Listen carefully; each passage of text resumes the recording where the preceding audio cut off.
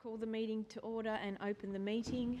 I advise that all present that audio and video of this meeting is being recorded and live streamed to the community via the City of Hobart YouTube channel.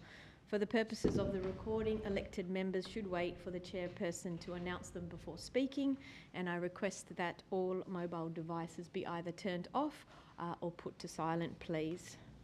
I note that all elected members are present except for the Lord Mayor, who is an apology for tonight, and therefore there are no leaves of absences. I'd like to also commence by doing an acknowledgement of country. I'd like to acknowledge the Marinina people of Tasmania. I would also like to acknowledge the Palawa people of Tasmania who have survived invasion and dispossession and continue to maintain their culture, identity and rights. I would also like to note that relatively soon we will be having NAIDOC Week, and the theme for this year's NAIDOC Week is Keep the Fire Burning, Black, Loud and Proud. And I would encourage all of you to participate in any of the activities that are there. This afternoon I also went to the State of the State address, and the CEDA CEO actually spoke about the importance of continuing our Aboriginal knowledge and also together having that curiosity and collectively trying to make a change. Thank you. Number 2, indications of pecuniary and conflicts of interest. Do any elected members wish to indicate any interest in any item appearing on the council agenda? Councillor Yes, Elliott. I very obviously and unfortunately have an interest in item 3 because it's about discrimination towards me and apology to me. Thank you, Councillor Elliott. I'd now like to move on to item 3, but before I open the item, I would like the CEO to say. Thanks, Deputy Lord Mayor. So the Deputy has asked that I just give a quick overview of my report. Obviously, councillors will already have reviewed it, but I will quickly just go through the salient points and throw it to the table to work through it. But look, it is disappointing that we are all here tonight to deal with the matter such as this. However, it is necessary that we must, because Louise Elliott, acting in her private capacity, was on the receiving end of our organisation making several errors of judgment and action relating to an attempt that she made to book the Town Hall ballroom in September of last year, and as a result of those errors she was directly discriminated against by the organisation, which was a breach of the Anti-Discrimination Act of 1998. There's 2 specific matters that we need to consider tonight. The first is the manner in which the organisation handled Louise's request to book the Town Hall, but also the manner in which the organisation handled a right to information requests that Louise Elliott subsequently made on the matter. Both matters have been the subject of a thorough and independent investigation, which has been actioned by the leadership of the organisation. And we've also recently engaged in an equal opportunity Tasmania conciliation process with Louise, which has resulted in a settlement, an agreement being made with a series of undertakings that the council need to comply with, which includes tonight in terms of recognising a public apology is owed to Louise. In discussing these matters, it's because of confidentiality requirements. It's not appropriate to be discussing the specific staff involved, and also the Equal Opportunity Tasmania conciliation process itself is subject to confidentiality requirements, and the details of that can't be drilled into. And the other thing that I wanted to reiterate is that no elected member from the City of Hobart had any involvement and or knowledge of the blocking of the booking for Town Hall or the resultant RTI process that unfortunately occurred to Louise. So In terms of the request to book the Town Hall, a view was formed by our staff that the event that was applied for would pose an unreasonable risk to the organisation due to security, workplace health and safety considerations. However, a proper workplace health and safety risk assessment wasn't completed for the events, which is a requirement of our standard council room booking assessment process, and so the information about the event was neither requested nor obtained from Louise to inform an appropriate assessment. And as a result of that, Louise's application to book the Town Hall ballroom was deliberately blocked without proper and due process, and that then unfortunately led to Louise being lied to when she was told that the Town Hall ballroom was not available on the dates that she requested for her events. Subsequent to that, in the RTI, the right to information process that was that was initiated by Louise, that process was stifled on the basis that her request for a booking had not been rejected, when in fact it had, and Louise was denied an appropriate opportunity to provide more information about the nature of the event, and so the risk assessment could not happen. So, as I say, the RTI process was stymied. So, look, the summary of the investigation that has been undertaken is it's clear that Louise was directly discriminated against by the organisation, and consistent with an agreement that was reached with her in the EOT conciliation process, she is owed an apology, and following tonight's meeting, it's certainly my intention that we'll provide that apology to her in writing, as laid out in the agenda tonight. As an organisation, we're certainly focusing on improving our culture to ensure that actions like this do not occur within our organisation. The events that we've documented in the report are not acceptable and will not be acceptable moving forward within our organisation.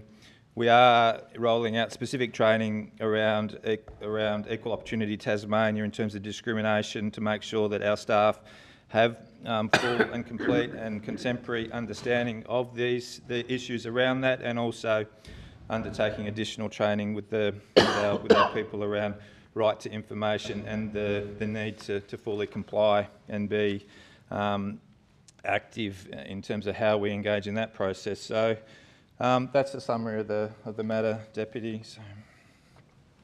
Thank you very much. Before I ask anybody to speak, could I have somebody please move the motion? Moved by Councillor Dutta and seconded by Councillor Harvey. Thank you. Are there anything anyone would like to say? Alderman Zuko is on his feet first. Thank you, Councillor Coates. Firstly, I'd just like to sincerely apologise to the CEO for having to walk into this organisation with this pending on his shoulders for something that happened in previous administration, and I sincerely apologise to you, CEO. Secondly, I'd like to move that to suspend standing orders so this matter can be discussed in a manner which may require some of us to speak more than once. I move that. Is there a seconder for that? Alderman Bloomfield. Before I put that, I would like to remind everyone that per the regulations of Section 22, we do have 5 minutes to speak, and like we usually do at any other council meeting, an individual who is speaking is entitled to ask for an extension of time, and so that already exists according to the regulations. I'll now put that motion of Alderman Zuko's. All those in favour say aye. Aye. All those against? No. By show of hands, all those in favour? Alderman Zuko, Councillor Coates, Alderman Bloomfield and Councillor Kelly. All those against? Councillor Dutta, Councillor Passelt, Councillor Kitsos, Councillor Lohberger and Councillor Harvey and the Deputy. Motion is lost. Thank you very much. So now we'll open that up. Yes, Councillor Dutta. Acting Lord Mayor, I have two questions through you to the CEO. And my first question is, Why is it that we are having this meeting today, a special meeting, and not had this meeting in our normal July meeting? That's question number one. And question number two, I understand that the quantum is confidential, but would the CEO be able to provide information as to how and what was the rationale behind agreeing to a settlement and not going to hearing? Thank you. Thanks, Deputy Lord Mayor. So the reason that we proposed and are holding a special meeting is that the date and that the conciliation agreement was all finalised didn't allow sufficient time to get it onto the previous agenda. However, in talking to Louise, she was very keen to see the matter resolved as expediently as possible, as was I from an organisational perspective. We have got a really heavy agenda for the July meeting, and so to facilitate both lightening of that agenda, but also to lighten Louise's load in having the matter dealt with, we progressed with a special meeting to be able to just get this matter dealt with and behind us. So that was the reason for it. In terms of the second question, obviously, as you said, the conciliation agreement that was made in Equal Opportunity Tasmania is subject to confidentiality, but what I can say more generally is that matters of an agreement involving compensation are made by the insurer, which happened in this case, and they're generally made on the basis that the cost of settling is less than the cost of proceeding to in this case, a tribunal process, which we anticipated would be several days in length, and so the insurer made that call based on the financial realities of those considerations. Just a follow-up question. Yes, Councillor Dutta. How much do we pay a premium for the insurance for this particular, is it liability? Thanks, Deputy Lord Mayor. So the councillor gave me the liberty of asking that question earlier in the day, so I do have that information to hand. So we actually have a combined public liability, products liability and professional indemnity insurance policy that across our whole council. So the liability annually for that is around $272,000. Yes, Councillor. Look, just a follow-up question from Councillor Dutta's question. I guess I'm confused. Obviously, this is a very critical report, probably one of the most important. You're right, because it speaks to so much of an organisation. But why weren't we able to have a meeting at a time where everyone could be present? As I say, Louise was the most impacted person in respect of this matter. So I engaged with her. This was the date that we chose in terms of being able to deal with the matter. Again, there's it's outside the realms to be able to control those that are able to participate. But again, that's the reason why tonight was agreed. Alderman Bloomfield. To be honest, whilst it's public fact that I did not support Councillor Elliott's position on the whole concept of the transgender issues, I, as a matter of fact, also find it very difficult to accept that an organisation of this size and calibre was unable to address a simple position without resorting to what now has been found to be inappropriate behaviour. And I feel very much that not just that we need to learn from this, because I never want to see this again, but I would like to know what relevance do you see this matter for the CEO having for elected members going forwards, and what lessons could the elected members take from this position? Additionally, I have concerns too about the way the RTI was conducted. My understanding from the report was that the acting CEO had signed off on RTI correspondence, even though she was conflicted herself. And I find that an issue. I'd like to understand how this could happen and how do we ensure this doesn't happen again. I'd also like to understand too, the staff involved in this behaviour, which was found to be insufficient, what happened? Were they terminated? Did they resign? I understand that some of this may be confidential, but I do feel that given the strength and issue with what we have found, RTI issues are not small, and let alone the discrimination issues, because the biggest problem that I have with this is today this happened to be Councillor Elliott. Tomorrow it could be me, or it could be Alderman Zuko, or it could be Councillor Bill Harvey. It could be any of us. I need to be sure and have sound understanding that these profound issues have been conducted and a consequence has been attributed that is fair and meeting.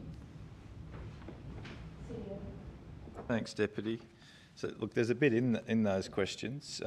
What I would say at the start, I mean, I've been in local government since 1995 and I've never seen the like of this, to be frank, and I never want to see the like of it again. So, in terms of, you know, you being the next or another councillor being the next, certainly under the leadership of this council, under my leadership as CEO, this is not something that we will allow to be repeated again. And in terms of the systems to be able to do that, it goes to the cultural development work, the leadership development work, the changes in policies and procedure around things like room booking in this instance, but it is around extra training in right to information and those sorts of things. Because I agree with you, the right to information is an absolute necessity that we as a public entity are getting it right, and we didn't in this instance. So in terms of learnings for elected members, what I would say, and I would reiterate, that there was no elected member involved in this decision making. This was a matter, this was an operational matter. It was the responsibility of the CEO and the staff, and again, so in terms of the ability for you to have been able to influence that, because you're not in the operations of the organisation, you didn't have a lot of ability, but you do have responsibility for the CEO, and that's probably the best learning, is to make sure that I'm held account and that there is sufficient governance around your CEO's contract to make sure that these sorts of things are covered off and that you've got confidence that they are being. So perhaps that's the biggest learning I would take from it. The RTIs, again, it's about, I think, making sure that the people are trained, and also making sure that all of our people are aware when asked what their obligations are, because there are some grey areas if you're not actually understanding exactly what you're being asked of. So that needs to be clarified through training. We do need better technology to be able to make it easier to pull information from across our organisation, and we're doing that at the moment. So that will be rolled out very soon and make it so that we are able to access information from all of our different sources through the one product. So that's happening. And in terms, and I have reiterated in the report that the matters of the staff, they were subject to a separation agreement, and again that has a confidentiality clause within that. But all I can say is that staff were held to account. We worked through the processes through an agreement of separation, and again the details of that, it's not appropriate for me to be able to sort of publicly go through that. Thank you. Alderman Zuko. Thank you for the explanation, CEO. Again, I do feel for you for having to go through what you've been going through. I also would like to put on the record in this chamber that I sincerely apologise to Louise Elliott for what this council has done to her, whether it's in a private capacity or whether it's in a elected member capacity. I am an elected member of the City of Hobart, and I represent the ratepayers, I represent this city, and I represent the staff, and I sincerely apologise. But I'd like to ask some questions. In today's paper, it stated it was found that Miss Elliott's personal information had been shared by a third party. I'm sorry to ask this question, CEO, but I'm going to be asking a few questions tonight. Could you please advise who the third party was?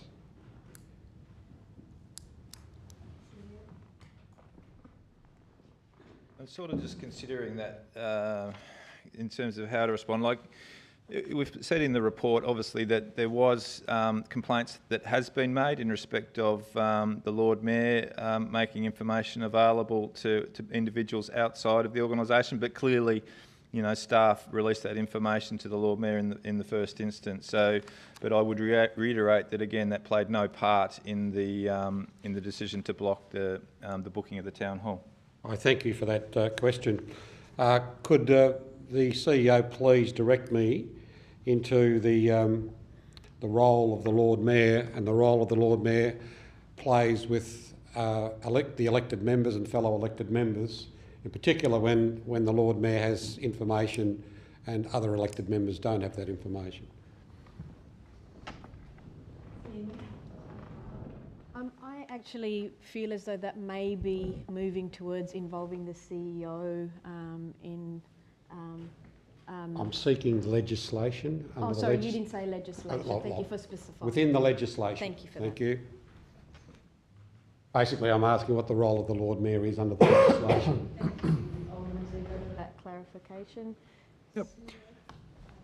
And that the role of the Lord Mayor is set out in Section 27 of the Local Government Act. There's a number of functions of the Mayor, which I won't read all because they go from A through to J. But yeah, Section 27 of the Local Government Act talks about the functions of the Lord Mayor. There's a specific in respect of the involvement with elected members. Read that section out, please. Well, I'll start quickly from the top. A is to act as leader of the community. B is to carry out the civic and ceremonial functions. C is to promote the good governance by and within the council. D is to act as chairperson of the council and to chair meetings of the council in a manner that supports decision-making processes. E is to act as spokesperson for the council, and so on and so forth. Then maybe I better ask the question again. It's relevant to the role of the Lord Mayor under the Act, specifically related to the overseeing of elected members. What does it say there? I'm not aware, other than what I've read, of what you're referring to there, Alderman Zuko. There's certainly an oversight of the CEO, as the CEO's mentioned. Thank you very much. Was there any further questions Not for the from moment, you, no. Alderman Zuko? No. Are there any further comments or questions? I also have a question regarding the legal governance officer. Was it true that they were misled by staff, which in turn meant that he had supplied incorrect legal advice, which then proved to be incorrect, therefore finding themselves in a very bad position as well publicly? This affected more than Councillor Elliott. Bloomfield, is that a specific question? I am asking, is it true that staff had misled the legal officer such that they ended up with an inappropriate answer regarding RTIs, which went public, only to find later that they were wrong? So I'm asking, did this happen? Thank you. CEO. Thanks, Deputy Lord Mayor. Yeah, and I've stated in the report, certainly that did happen. Our right to information officer, whom you're referring to in this instance, was given incorrect information, and that information was subsequently passed to the Ombudsman. Upon becoming aware of that fact, that we self-reported to the Ombudsman around what had occurred. Thank you. Are there any further comments? Councillor Kelly. Question, yeah, thank you, Question, Chair. sure. Through you, Chair, to the CEO. With the insurance, Do we? You mentioned that there's no monetary cost to the council because it's covered by insurance. Do we have an excess that we pay out with our insurance, CEO? So that was that number that I talked about earlier, that $272,000 number. That's the excess for. Oh no, sorry, that's what we pay. I don't think there is an excess for this particular for the professional indemnity policy. Thank you very much. Are there any further questions? Oh, I hadn't quite finished. It's just that with some legal work that the council was going to represent me on, I was advised that there was going to be a $5,000 excess. Sorry, was that a question, Councillor Kelly? I think it follows in line with my question, Chair, yes. I just want to clarify. Look, I'll double check with you and I'll give you that subsequent. My understanding there wasn't, but I'll double check with that. Another question through you, Chair, to the CEO. With the staff that finished immediately before or days before the release of the Dilger report to yourself, did they receive any payouts as far as their termination of their contracts? Look, I can't go into details of it, but I can say that there's only contractual obligations based on their contracts were met. So if a payout is outside of a contract, then I would say no. Thank you. Are there any further questions? Commentary? Councillor Posselt. Thank you, Deputy Lord Mayor. I just had a question for the CEO, which was around a motion carried in December 2021 on this very topic, which was endorsed by the council and says that council suspends all bookings for venues where the proposed event does or is likely to breach the Anti-Discrimination Act 1998 until the policy is developed and implemented. Is my understanding correct that the policy was never implemented? But the second part of the question is, did this council resolution form part of the mediation for discrimination that occurred? Thanks, Deputy Lord Mayor. Look, I might just clarify that what we're dealing with tonight is the behaviour of staff, not any particular position that we have in respect of. So the booking of the town hall, which the issue that we're resolving and dealing with tonight is the conduct of council staff, not the specific matter, if you understand. So that doesn't, it could have been any matter that we were dealing with. So that, just to be clear, that's what we are dealing with. But in terms of the venue booking hire, to answer your question, so the terms and conditions were updated and did require hirers of venues to provide a commitment that they would engage in the event in compliance with all legislative requirements, which included the Discrimination Act. I haven't got it there, I can't see it there, but yeah, so that was the Anti-Discrimination Act of 1998, so they do have to sign that an event is going to be conducted in accordance with that, and so that's part of our process. Thank you. Were there any further questions or commentary? Being none, I will put that motion. I was going to. A question? I don't know, question. No, we're going to have a debate later. No, yeah, thank you. Commentary later. So, did you have a further question, Alderman Zuko? Are we in question at the moment, or can we get up and debate? The motion has been put. It has been seconded. You have asked specific questions. Comments have also been made. Just, I guess, one follow-up question. Obviously, the report emphasises that no elected members were aware or had knowledge of the booking prior. I guess I wasn't an elected member at the time, but I guess I'd just like to understand, because there is a lot of conjecture out there in the community and fear that information was being shared that perhaps shouldn't have been. But I guess I'd just like to understand, it's very clear in the report, but how did you sort of come to that determination? Thanks, Deputy Lord Mayor. So look, it's just a matter of the timing of it happened. So again, no elected member became aware of it until the Equal Opportunity Tasmania complaint had been lodged, and so it was after the actual blocking of the booking had occurred. The release of the information that we've sort of talked to tonight and in the report happened well after the actual act of the blocking had occurred. Is the CEO at all aware on the timeline from when the booking was blocked to when someone advised the Lord Mayor?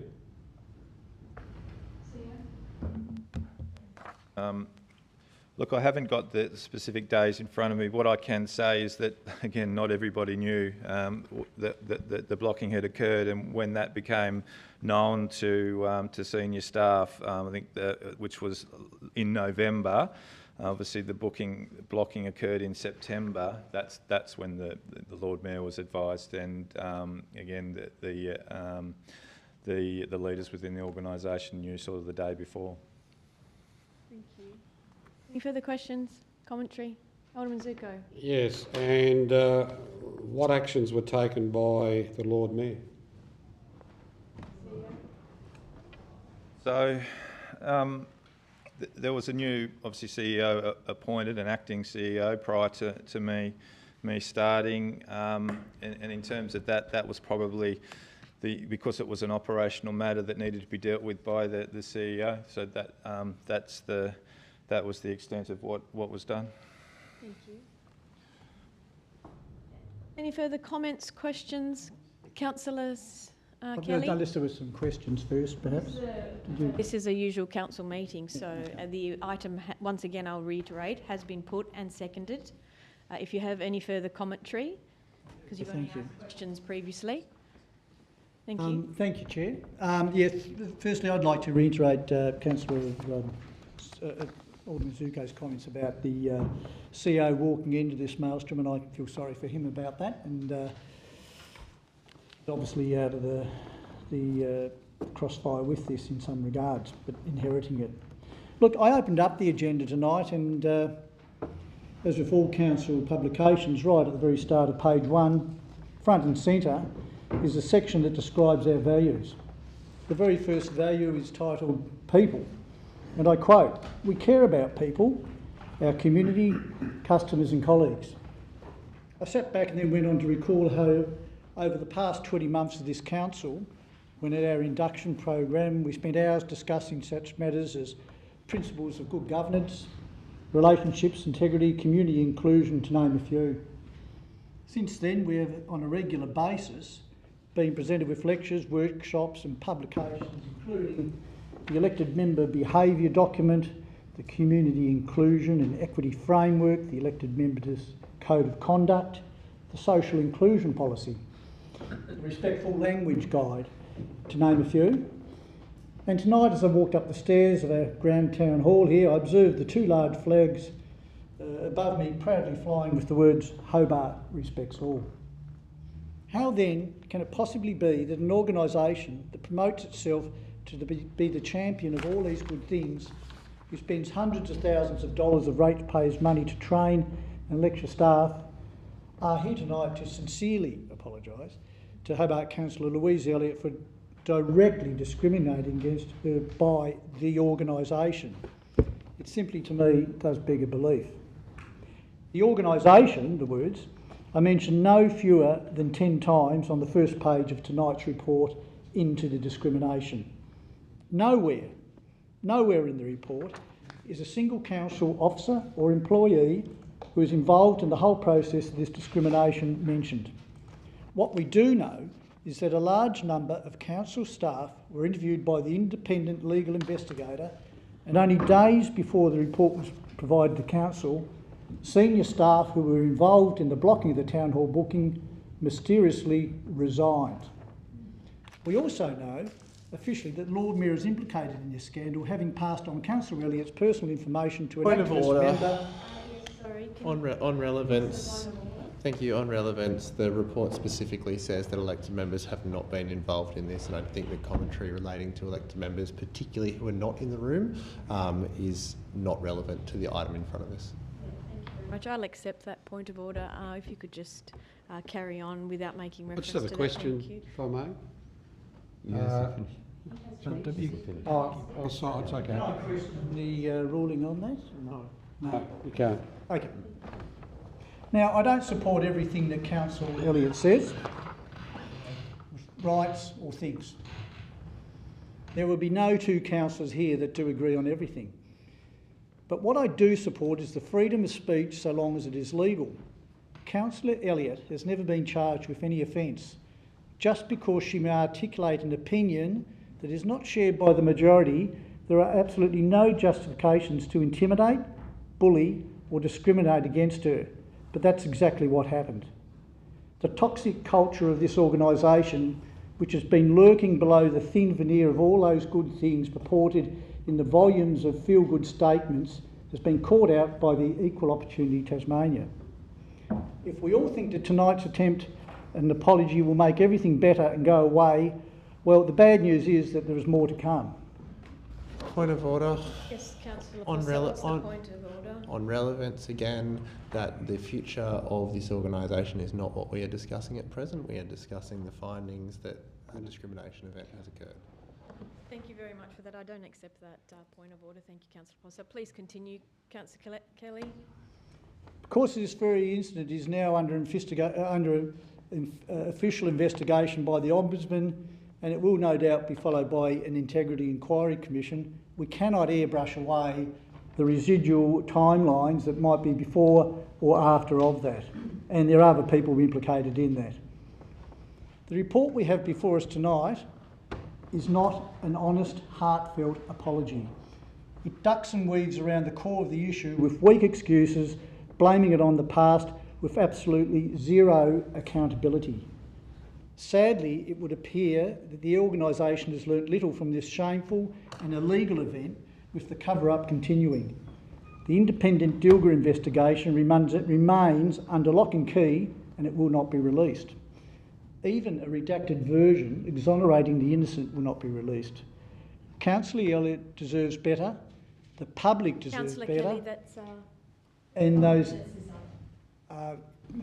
extension for 3 minutes, please. Moved by Councillor, Alderman Zuko, and seconded by Councillor Dutta. Yes, please continue, Councillor Kelly. Even a redacted version exonerating the innocent... Yes. All those in favour? Those against? It's carried unanimously. Thank you. Thank you. Even a redacted version exonerating the incident will not be released. Councillor Louise Elliott deserves better. The public deserves better. And those innocent members of the Hobart City Council staff who have been dragged into this investigation, which I understand without any explanation to date, deserve better. Not once in this report does it say sorry. I'll repeat that again. Not once in the report does it say the word sorry to Louise Elliott. So tonight, Councillor Louise Elliott, on behalf of those who are honest and feel deeply sorry for the way you've been treated by the Hobart City Council officers and your fellow elected members, I say sorry and apologise for this shameful behaviour. Thank you very much, Councillor Kelly. Are there any further comments? Alderman Zuko. I want to ask a question first that I was going to ask before, through a person who could answer it, no matter who it is. Could be an elected member. Was it in a media statement in one of the newspapers and or on social media that the Lord Mayor provided information to an external lobbyist organisation? Well, certainly, I've named it up in my report that occurred. Thank you. Again, I'm going to apologise to the CEO, and I'm going to apologise deeply to Councillor Elliott. I've been also on council since 1992, so I beat you by 3 years.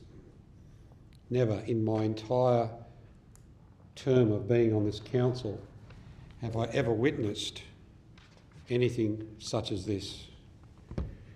Whether it be this was Councillor Elliott as a private citizen or not, but in particular, that private citizen was also an elected member on this council. My fundamental concern is that when the leader of our organisation is provided the information by the acting CEO at the time and doesn't call in a council meeting but shares it with an external third party, to my point of view, may not have been part of the original discrimination against that person, but that person, as the leader of our organisation, should have notified each and every elected member firstly and called a special meeting. That's what should have happened. I absolutely cannot believe that I find these things out when I am an elected member on this council and I play politics with what is potentially the worst thing that's happened in this council in my 32 years. I'm actually so wild about it that I believe that every elected member should have been and should be at the council meeting discussing this. Some people might take it lightly, but I was also subjected to bullying and intimidation at the start of this council. Councillor Elliott was subjected to it. So it may be something that happened with our organisation, but I am the organisation. What happens at the staffing level, I have a responsibility for. I have a responsibility for our CEO, but I have a responsibility for every staff member here as the elected member. So, finding out something like that, I don't think as an elected member I should go and push it out there for political purposes or whatever other purpose. I know what I would have done if it had been our new CEO. I would have said, "Dear CEO, we need to deal with this." But what did I do? What did someone do? Text message John Kelly. The other aspects of this is, you know, some people might take this lightly about what our policies are. We're forgetting the person. We are all diverse. I am diverse. And I'm the most diverse person I feel I am, but yet I get called a racist. My partner is Asian. My stepson is Asian. I'm Italian background. My tenants are Vietnamese, Indian. Do you want me to keep on going? And I get called racist. So it doesn't matter what we do sometimes, people are going to have a perception.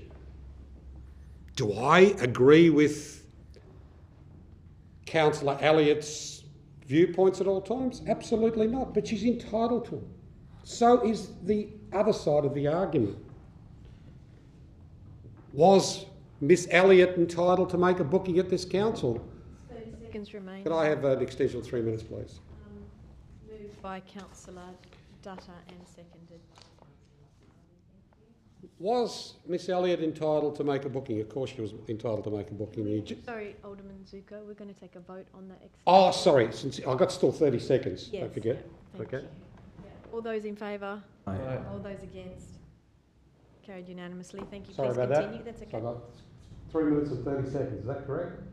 Got the timer on? Yeah, it's on, Yeah, on right here. because this is the grand final. It's probably 3 minutes now. Sorry. Well, any person, and Councillor Miss Elliott was entitled to make a booking here. If anything, Miss Elliott should have been contacted and advised, you need to meet these requirements, but not blatantly lied to and told the place was booked, because I knew it wasn't booked. So did a few other people. But then to be lied to, then to be denied access to information and the continuation of it, but I text John Kelly about it. There's another thing too, and I'm sorry, CEO, the ratepayers of Hobart have paid for a report.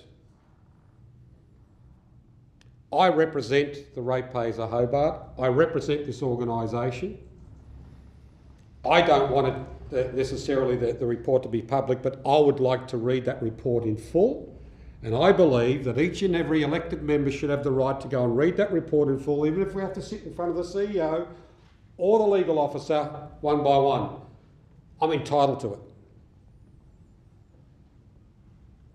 So, I move that this matter is deferred until such time all elected members have had an opportunity to read the Dilger report. That's a procedural motion. Yeah, am I finished? Yeah, I'll finish it. To read the Dilger report. And I further move the reason for my deferral is that I believe that this matter should be dealt with when all members, and in particular our Lord Mayor, is present. Thank you. That's a procedural motion. Are you complete? I haven't finished. Okay, sorry. Yes, sorry. Okay. If, Deputy, you seek to hold the deferral motion so others can speak, I'm happy for that, but it's up to you to decide that. It is a deferral motion which should be put, but can be set aside on the basis that you agree to put it. Now, could I ask whether or not you're going to put it now or set it aside but agree to put it? I'll put the deferral motion now. No? Okay, thank you. That deferral motion from Alderman Zuko. Can I have a seconder for that, please? Alderman Bloomfield. All those in favour say aye. All those against say no. No. By show of hands, please. All those in favour. Alderman Zuko, Councillor Coates, Alderman Bloomfield, Councillor Kelly. All those against. Obviously people don't want the truth. I'll go. See you later. Councillor Passelt, Councillor Kitsos, Councillor Lohberger, Councillor Harvey and the Deputy Lord Mayor. That motion is lost. It appears that people will move out so that there is no quorum. And I feel very disappointed that this is a strategy that's been used. We don't have a quorum, so we can't continue. What I will say is the matter is actually an operational matter. If what I have put forward is out of respect and a need to be able to publicly deal with the issues in question was to put it up for noting. I don't actually require a council decision to enact it, and I'm actually lawfully required to deal with it under the conciliation agreement on behalf of the organisation. So that will happen. Yep, thank you. CEO. Yes, Councillor Posselt. Room know that as Councillor Coates left, he said he was just going to the toilet. He has left all his remaining equipment here, and I wonder if there is an avenue for us to pause or adjourn until Councillor Coates returns. Thank you for that, Councillor Posselt. There's no need. Is there any time under meeting procedures that we can? It's 30 minutes, isn't it? That we can. Yeah, you can defer and you can adjourn for a short Look, period. look, he's left the room. We don't have a quorum, and the CEO has explained to us that he doesn't need a vote on this tonight. It's for noting, and he's fully in his power to, issue the apology. I might just make a personal comment too. I have to be elsewhere after 7:30, so I can't wait around. This meeting, we only had 6 days' notice, so I've got a dinner that I'm actually not supposed to be at now, actually, but I'm deferring that. But I cannot wait around to see if these guys want to come back or not. Should we adjourn for 5 minutes? Or? Yeah, I suggest that the CEO see if he can go and speak to them and see what happens. If not, then we'll just have to... They're all in the members' lounge, including Councillor Coates, I believe. Well, look, I think the decision has been made. Councillor Harvey, would you like to stand? Well, we're not in a quorum, so we don't have meeting procedures. Yeah.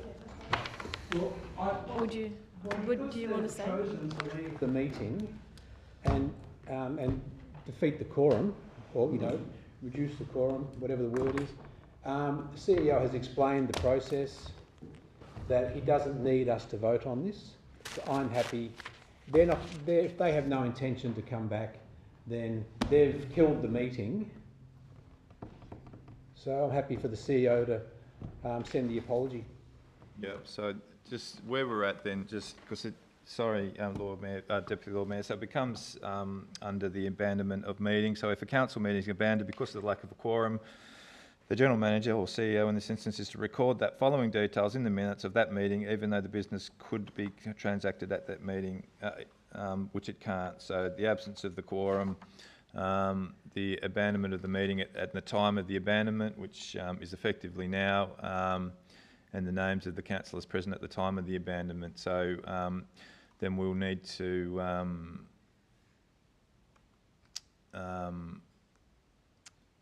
reconvene that, and that perhaps is we'll need to deal with the balance of it. But basically, we just need to record the time of the abandonment of those in the meeting here at the moment. So. And sorry, just to confirm, you can still make a decision on this particular item. It does not need to come back to us at another council meeting or a special meeting. No. And the reasoning for that is because it was to be received and noted, just so that we're clear, and all those who are watching, we are also understanding that this does not need to come to another council meeting, or another special meeting does not need to be called, as you have explained, because it's simply to be received and noted. Correct. Are we still allowed to make comments at this point? No. About the quorum. So effectively, I think we can set we need to abandon the meeting, close it, and then turn the. And then we can talk. Yes. Okay. So just like to note once again, for all of those who are watching, we will now adjourn the meeting as has been discussed. And I thank you very much